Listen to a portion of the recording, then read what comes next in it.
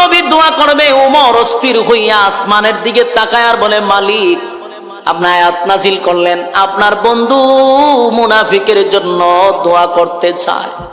নবী যেই মাত্র দুইটা হাত উত্তোলন করবে, আল্লাহ সাথে সাথে জিব্রাইল পাঠায়া দিছে। জিব্রাইল পাঠাই দিছে।